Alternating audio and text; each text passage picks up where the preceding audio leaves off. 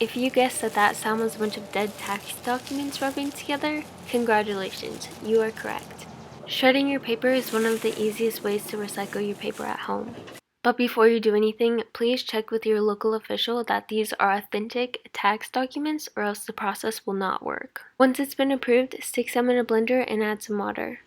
Let the paper soak in there just a minute to get it squishy, then disturb the peaceful morning by turning on your blender.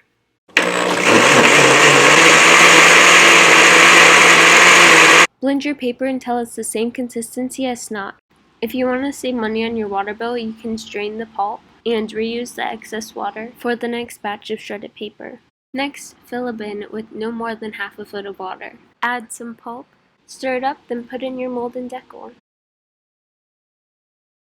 Shake it a little, and once all the water is drained out, lay it on some fabric. I'm using Pellon, but you can also use old t-shirts. This first piece of paper was really thin, so it teared, which means I need to add in some more pulp.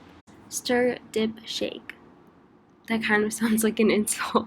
I think I just invented a new slang word. Hear me out. This wind is such a dip shake. Once I've transferred the paper, I like to sponge out as much excess water as I can. This will help the paper dry faster. The paper didn't tear this time, but there is a wrinkle. So I put a piece of Pellon over it, then smushed it with a book to try to flatten out the wrinkle.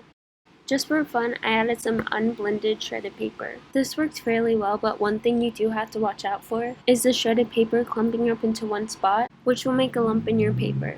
I continued to gradually add shredded paper, and at some point it got kind of ridiculous. To speed up the drying process, I set all the papers out individually. It took 2 days for the paper to completely dry, and here's a comparison between a little bit of shredded paper and a lot of shredded paper. If you don't use all of your pulp in one day, you can strain out the excess water so it doesn't get moldy and store it for next time.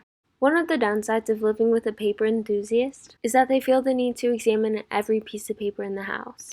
And I mean every piece of paper.